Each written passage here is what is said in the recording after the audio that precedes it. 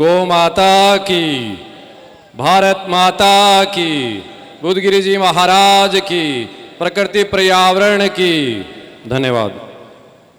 शेखावाटी की पवित्र सिद्ध स्थली बुद्धगिरी मढ़ी की पवित्र पावन चरण रज ने प्रणाम करूँ हूँ। बुद्धगिरी जी महाराज माँ इंगलाज पूज्य वेद लक्षणा गौ माता ने प्रणाम।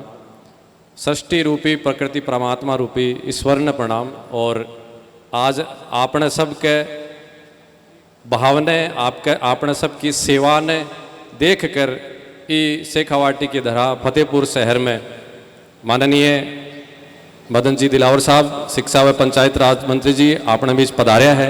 आपको खूब खूब साहब मारवाड़ी समझता हो सी ना? हाँ ठीक। आपको खूब खूब आभार, खूब खूब अभिवादन। एक बार मेरा आग्रह रहे कि सब जोरदार करता दौली कर मंत्री महोदय जी को खूब खूब सम्मान। पूज्य स्वामी जी, सिखपाल साहब, कमल जी, श्रवण जी, सबको खूब खूब सम्मान। और निरंतर जगह संतां को मन आज से नहीं, जब मैं छोटो हो बाल्यावस्था में जब से संतां को मन निरंतर आशीर्वाद प्राप्त होते रहो है।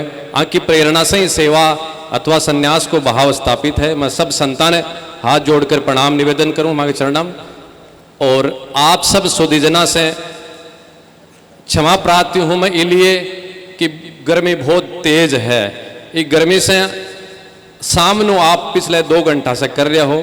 आपके धैर्य ने, आपके मन में मेरे प्रति जो प्रेम है बिन मैं खूब नमन करूं हूं। इससे ज्यादा कोई व्यक्ति की धैर्य की परीक्षा ली जा सके कि भयंकर गर्मी में भी 2 घंटा तक आप अगर विराजमान हो तो यो ई बुद्धगिरी मढ़ी के प्रति, मेरे प्रति आपके मन में प्रेम है कि बा गर्मी भी आपने शीतलता प्रदान करी। मेरा दर्शन पाकर आपसे खूब खूब अभिवादन, आपको खूब खूब सम्मान। आज के समय में अयल के कार्यक्रम में इतनी बड़ी उपस्थिति बहुत बड़ी बात है। आपने मैं मान प्रणाम करूं हूं और एक संकल्प भी लियो हूं कि मैं लोग जो सामाजिक जीवन जीने वाला हाँ, राजनीतिक हो चाहे धार्मिक हो, अनेक क्षेत्र में लोग हाँ, मैं लोगों संकल्प भी लेवा कि थारे समय को सदुपयोग हुए अयल को मैं खूब ध्यान राखस्या। क्योंकि मेरे जीवन में भी समय को भी तो ही उपयोग है जी, तो आपके जीवन में जो समय है भी को उपयोग है। इसलिए जनता जनार्दन को भी समय को सदुपयोग निरंतर में समझता रहा और मैं संकल्प भी ले रहा ध्यान राखस्या। आज बुद्धगिरी मढ़ी पर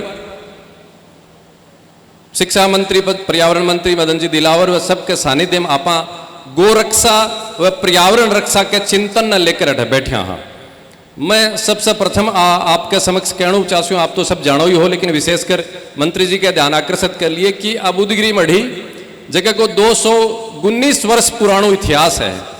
219 वर्ष पूर्व विक्रम संवत 1862 फागण बदी 13 के दिन बुद्धगिरी जी महाराज मात्र 35 वर्ष की उम्र में जीवित समाधि लेकर और इधरा ने धन्य कर ही अमरतत्व न पायो है। बुद्धगिरी जी महाराज के जीवन में आप सब तो जानो ही हो, मंत्री जी जानकर और ये विषय ने बहुत ही प्रसन्न होएगा कि बुद्धगिरी जी महाराज के जीवन में गौ रक्षा को और पर्यावरण रक्षा को बाकी सिद्धि के रूप में, बाकी तपस्या के रूप में वो भाव स्थापित हो। आप सब जाना है बुद्धगिरी जी महाराज ने जो सिद्धि की प्राप्ति हुई बा गौ सेवा करता करता ही हुई। बलारा गांव में बुद्धगिरी जी महाराज को जन्म हुई और जन्म के साथ ही बान पारिवारिक दृष्टि में ही भाव में गौ माता की सेवा को लाभ प्राप्त हुई। और गौ माता की सेवा करता करता ही बुद्धगिरी जी महाराज ने गुरु की प्राप्ति हुई, सिद्धि की प्राप्ति हुई। और बुद्धगिरी जी महाराज के जीवन काल से लेकर अनवरत आज तक यह बुद्धगिरी मढ़ी गौ सेवा में समर्पित रही है। और वर्तमान में इस क्षेत्र सहित पूरे प्रदेश में पूज्य वेद लक्षणा गौ माता की सेवा को आप सबके सहयोग से, सरकार के सहयोग से जो कार्य हुए है वो आपके समक्ष है, आप सब जानो हो। पर्यावरण की दृष्टि से आप सब पहली बार यह बात जानोगे कि बुद्धगिरी जी महाराज जब अठे इस जंगल में आया 219 वर्ष पहली वीरान जंगल हो फतेहपुर को, बड़ो जंगल है। अब भी समय शेर, अनेक हिरण आदि भी इस जंगल में रहता। भी समय ये ऊंचे टीले पर बुद्धगिरी जी महाराज सबसे प्रथम आकर एक कंकेड़ वृक्ष के नीचे बैठकर आसन लगाकर तपस्या प्रारंभ करी ही। आपा कंकेड़ो पेड़ जाना हा, वो कंकेड़ो वृक्ष आज भी अवशेष के रूप में आपा भाई का दर्शन करा हा, आपा बिन प्रणाम करा हा।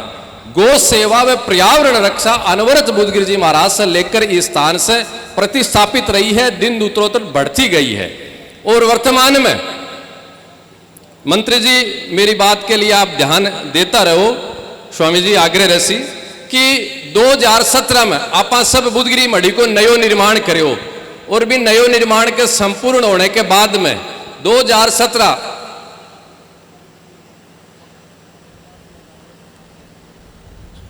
हाँ स्वामी जी आपके लिए बात एक बार बिराजो महाले बात भी सुनो थे। 2017 अगस्त में ये बुद्धगिरी मढ़ी के नए निर्माण के बाद में एक संकल्प लियो कि आपने कोई संख्या निर्धारित नहीं है, लेकिन अनेकों संख्या में अपन पेड़ लगाना है। और भी समय 2017 अगस्त में देनु धरती वर्षारोपण महाअभियान प्रारंभ करो। मैं लोग 17 अगस्त 2017 में जब भी दिन प्रारंभ कर रहा, स्वामी जी आपका अगर याद है तो आप संयोग से पधार्या। मैं आपने सूचना कौन करी, मारो पेड़ लगाने को शुभारंभ में को बयान हो और आपके हाथ से एक नीम लगवायो हो, और वो नीम आज भी मैं थारबी नीम से मिलवाऊंगा, भी का दर्शन कराऊंगा। भी दिन जो थे नीम लगा कर गया, आज वो नीम कितो बड़ो हो रहे है। और अब तक बुद्धगिरी मंडी के ये परिक्षेत्र सहित आसपास में जगह में आप अभी अवलोकन भी 50 नेचर पार्क का कर आए हो, भी का भी अनेक डूलोद गौशाला में भी, फतेहपुर के मंडावा रोड पर नंदीशाला भी है, बटे भी अनेक स्थानों पर 50,000 से अधिक पेड़ पौधा बुद्धगिरी मढ़ी की प्रेरणा से अब तक लगाया जा चुका, और वह सब जीवित है, लगाया को नाम नहीं। आपने सबने पता है कि पिछले साल श्रावण में एक दिन में नंदीशाला की 80 बीघा जगह में 5100 पेड़ लगाना को एक रिकॉर्ड आप स्थापित करे हो एक दिन में। तो मेरी दृष्टि में ईश्वर के है, मेरी दृष्टि में ईश्वर प्रत्येक पूरी प्रकृति है, ईश्वर है। प्रत्येक इस सृष्टि को जड़ चेतन है, वो ईश्वर को रूप है। पेड़ पौधा है, गौ माता है, पशु है, प्राणी है, अठ तक की पृथ्वी की जो रज भी है वह ईश्वर है। हर दृष्टि ने हर सृष्टि ने आप ईश्वर माना है, और पेड़ पौधा ने भी ईश्वर की दृष्टि से मानकर बाको वर्षारोपण करनू, बाकी सेवा करनू। वो संकल्प छोटो सो बुद्धगिरी मढ़ी के द्वारा आप सबके सहयोग से अनवरत जारी है, और ये कार्य और आपा संकल्प लेकर बढ़ावांगा। अठे जो वृक्षारोपण हुए है का दर्शन भी आप करावांगा, और ये गोरक्षा व प्रकृति पर्यावरण के भावना जब मंत्री जी पिछले 5-7 दिन पहले जयपुर में कार्यक्रम हो गोविंद देव जी के मंदिर में, और बैठा तमाम सब भावों की जानकारी, मेरी बात की प्रसन्नता है और आपने भी बहुत प्रसन्नता होगी जब तमाम ये सब विषय मंत्री महोदय जी के समक्ष उपस्थित हुआ।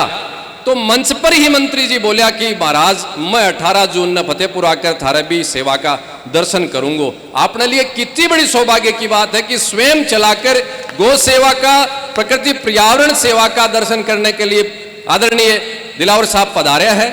आपने लिए गौरव की और प्रेरणा की बात है। जो गौ सेवा व प्रकृति पेड़ पौधा को आप काम कर रहे हैं और दृढ़ता से करांगा, यो आपके समक्ष मेरा भाव है। और अब एक और बात है, मन जब तक जानकारी मिली कि दिलावर साहब एक राजनेता तो है ही हैं, लेकिन सनातन के प्रति, राष्ट्र के प्रति महारली कट्टरता से एक आधो कदम आंको आ गई है। जद मन ये लागे तो भलाई नेता है, लेकिन तो माला जाति भाई है। राष्ट्र के प्रति, हिंदुत्व के प्रति जगह का कट्टरता है, वो तो मेरे कालजम रहे मन मेरो सो ही लागे। इसलिए भी कट्टरता ने भी नमन प्रणाम करूं। और जब मैंने पतो चाल्यो कि यहाँ को संकल्प है 1990 से कि जठे तक राम मंदिर को निर्माण नहीं होगा, जठे तक मैं माला नहीं परूंगा, और कश्मीर से 370 की धारा नहीं हटेगी जठे तक मैं पलंग पर शयन नहीं करूंगा, जमीन पर ही सोऊंगा। अयाल का संकल्प मन जानकारी में प्राप्त हुआ है दिलावर साहब का। हा और मन जद बेरो पट्यो जद मन ये लागी मगो साहब दिलावर साहब थाल संकल्प हम तो ताकत है साय थे संकल्प लियो और दोनों काम उगा। थारे संकल्प में ताकत है, इसलिए मेरो आग्रह है कि थे एक संकल्प और ले कि ई भारत भूमि से पूज्य भारतीय वेद लक्षणा गोमाता की हत्या पर पूर्ण प्रतिबंध लागे। अयाल को संकल्प ले और जथे तक नहीं लागेगो, जो भी आपकी इच्छा है भैयाल को भाव प्रकट करोगी, बठे तक मैं काम नहीं करूंगा, क्योंकि थारा संकल्प में ताकत है। प्रत्यक्ष प्रमाण की जरूरत को नहीं, आप संकल्प लियो दोनों काम होगा। 370 की धारा हट की राम जी को मंदिर बन गो, इसलिए एक संकल्प लो लो, हमारी इच्छा है। और भी संकल्प के बदले मैं थाने संकल्प करा कि 50,000 से तो अधिक पेड़ लाग चुकिया और अब 50,000 को लेवा कि 1 लाख को लेवा, लेकिन 5 साल बाद में, अब 2024 है, 5 साल कद होगा 2029 में, 2029 में थाने बुलाकर अब जो लागे है बिके अलावा और जो 50,000 हो चाहे 1 लाख हो, वृक्षारोपण जो करांगा, पेड़ पौधा लगावांगा, बाका भी थाने दर्शन करावांगा, यो संकल्प ले रहा। और एक बात और भी बात न बोलकर विराम, वर्तमान सरकार अपनी राजस्थान प्रदेश की है, बिका मुख्यमंत्री जी भजन लाल जी वह परम भक्त है गिरिराज धरण का, गोवर्धन पर्वत का गिरिराज धरण का वह परम भगवान का भक्त है और हर महीने प्रतिवर्ष गोवर्धन की परिक्रमा करे। मेरे मन में यो भाव है कि गिरिराज धरण जो गोवर्धन पर्वत जो है वो भगवान श्री कृष्ण गोचर के रूप में स्थापित करे हो। गोवर्धन की पूजा करने को भगवान श्री कृष्ण को वही भाव हो कि गो माता गोवर्धन पर्वत पर चरे, इसलिए मैं इंद्र की पूजा नहीं करके मैं तो गोवर्धन पर्वत की पूजा करांगा। मुख्यमंत्री जी को गोवर्धन गिरिराज धरण के प्रति भाव यो ही है कि गोचर को संरक्षण हुआ, प्रकृति को संरक्षण हुआ, इस संकल्प का आधार पर ही वह गिरिराज धरण की सेवा करे है। और दिलावर साहब ने वृक्षारोपण की करोड़ों अमृत पर्यावरण महोत्सव एक पेड़ देश के नाम के अंतर्गत कई करोड़ पेड़ लगाने को जिम्मेदारी राजस्थान प्रदेश में दिलावर साहब ने दी है। इसलिए गोचर को संरक्षण दिलावर साहब के नेतृत्व में माननीय मुख्यमंत्री जी पूरे प्रदेश में, संपूर्ण प्रदेश में करेगा, यो माने दृढ़ विश्वास है। और भी की शुरुआत भी कर दी, वृक्षारोपण को महाअभियान को प्रारंभ कर गोचर को संरक्षण कर इसकी शुभारंभ प्रारंभ भी कर दी। दिलावर साहब आपसे आग्रह रेसी की पंचायतम जो गोचर शिवाचक आदि जो भूमियां है वह भूमियां ने गौशालाओं से आप जोड़ो ताकि वह अतिक्रमण मुक्त भी रहेगी, सुरक्षित भी रहेगी। वहां पे पूरे प्रदेश में 3200 से अधिक गौशाला है, वह सब प्रदेश की 3500 से अधिक गौशाला में जुड़कर वह गोचर भूमिया में वृक्षारोपण करनू, घास चारो लगाणू और जो वह बंजर होती हुई गोचर भूमि है बिकर उपजाऊ बनाणू अनेक कार्य भी मान में करांगा।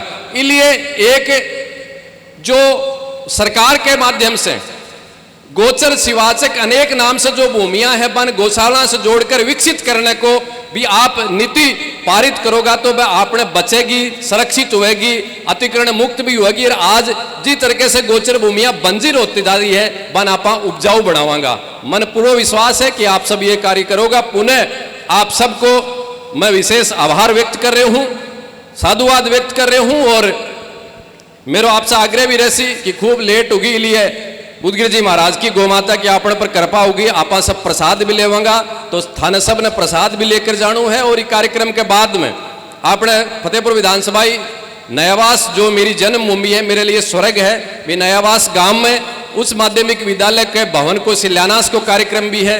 4.5 करोड़ रुपया लगाकर केंद्र सरकार की योजना से बड़े नए विद्यालय के भवन को शिलान्यास आज उसी माननीय मंत्री मोदी जी के द्वारा तो बठे भी आप सबसे मेरा आग्रह से कि आपने चालनू है, आपसे आग्रह और पुनः सबने धन्यवाद। और आज एक जो अद्भुतपूर्व कार्य उदगिरी मढ़ी पर माननीय मंत्री जी व गणमान्य की उपस्थिति में, संता की उपस्थिति में, आप सब सुधीजना की उपस्थिति में हुई है। इन आप दृढ़ संकल्प ले वहां वृक्षारोपण अपन करनू है, ई भाव से करनू है कि मैं वृक्षा को अगर सेवन रक्षा कर रहे हूं तो मैं प्रकृति पर्यावरण की सेवा कर रहे हूं तो भगवान की ही सेवा कर रहे हैं। अयल को भाव पुनः मेरो तमाम सब मातावान सवाम सब सुधीजना ने खूब खूब हृदय की गहराई से मैं आपने साधुवाद दे हूं कि आप इस गर्मी में इतनी देर तक विराजमान रहा, उपस्थित रहा, गरिमा बढ़ाई, आपने खूब खूब धन्यवाद। और कुछ पर्यावरणविद है वह पर्यावरणविदा को भी आप सम्मान करांगा माननीय मंत्री जी के उद्बोधन से पूर्व।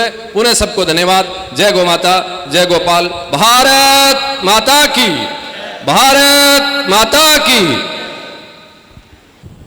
मित्रों,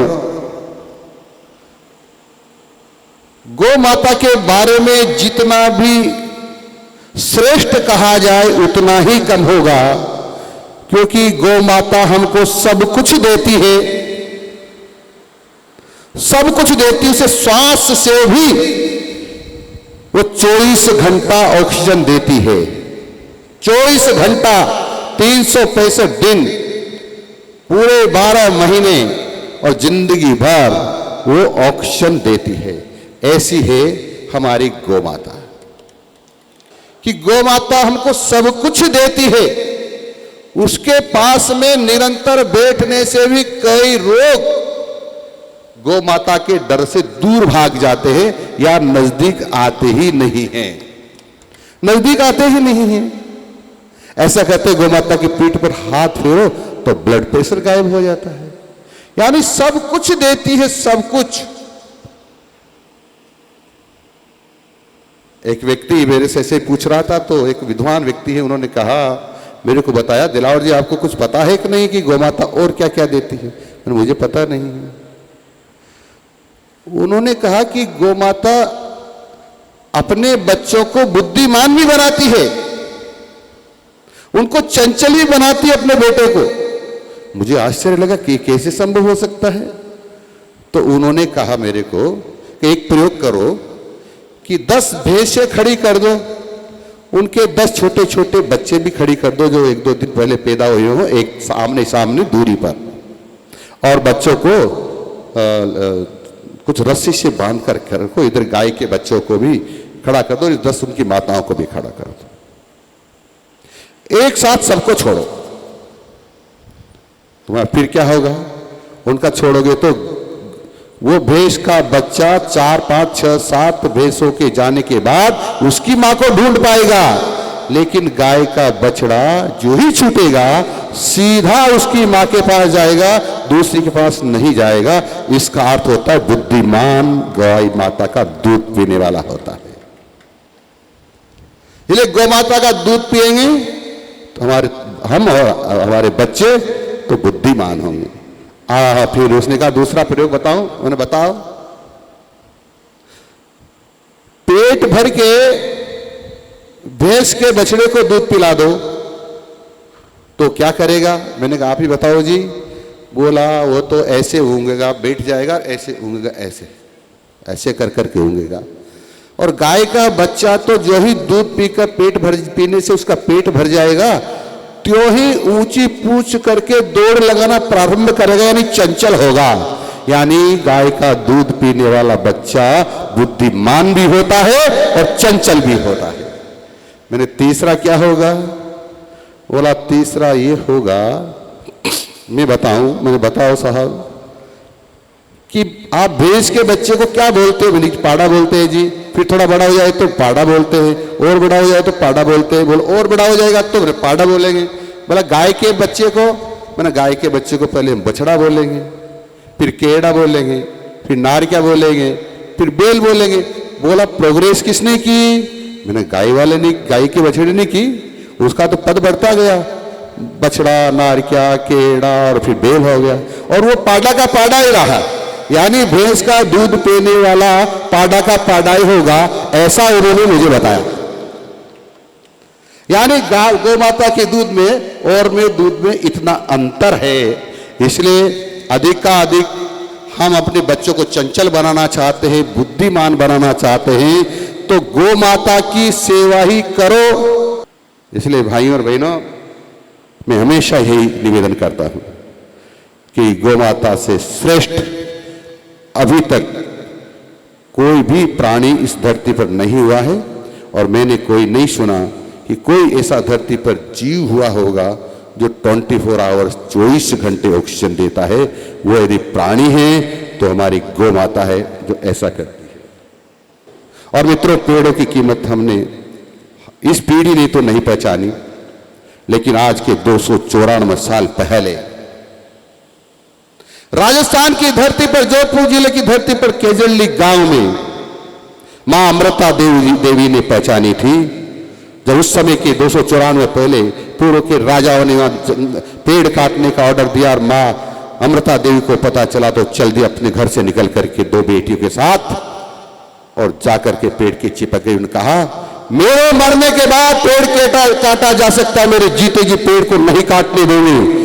और देखते ही देखते 363 लोगों के साथ मां अमृता देवी ने अपनी बेटी के साथ बलिदान दे दिया, लेकिन जीते जी पेड़ को नहीं काटने दिया। हम उस धरती के लोग हैं, हम उस धरती के लोग हैं। हमको प्रेरणा लेना चाहिए, पूरा विश्व प्रेरणा लेता है, और ऐसा उदाहरण विश्व के किसी कोने में नहीं मिलता है। कोई उदाहरण मिलता है तो राजस्थान की धरती पर मिलता है, पर हमने उससे प्रेरणा नहीं ली। मैं एक उदाहरण देना चाहता हूं। हमारे यहाँ पेड़ों की स्थिति क्या है? पेड़ों की स्थिति हमारे यहाँ यह है, कनाडा में प्रति व्यक्ति पेड़ है 1163। ग्रीनलैंड में पेड़ों की स्थिति है प्रति व्यक्ति 4964। ऑस्ट्रेलिया में 3266, यूएस में 699, फ्रांस में 203, चीन में 130 और यूके में 47 और भारत में है 28 और राजस्थान की बात करूं तो केवल 20। ताली बजाने का विषय नहीं है, यह विशेष बात का है कितना अन्याय किया हम लोगों ने पेड़ों के साथ, प्रकृति के साथ कितना अन्याय किया। जिस रफ्तार से हमने काटा, तेज गति से हमने पेड़ों को काटा, उस गति से हमने पेड़ लगाए नहीं। और इसलिए इस धरती माता का तापमान आप देख रहे हैं, सुन रहे हैं, मेरे पूर्व वक्ताओं ने भी कहा था कि 55-56 डिग्री टेम्परेचर हो गया था बाड़मेर और पाकिस्तान की सीमा पर। फलौदी में 53 डिग्री टेम्परेचर हो गया था, यहां का 50 डिग्री हो गया था, कई का 52 डिग्री हो गया। 47 डिग्री टेम्परेचर से कम तो राजस्थान की किसी भी धरती व किसी भी कोने का नहीं रहा और यह हमारे लिए खतरे की घंटी है। विश्व की एक संस्था ने इस बार टेम्परेचर की गणना की, नापा कि विश्व के किस शहर का टेम्परेचर कितना है।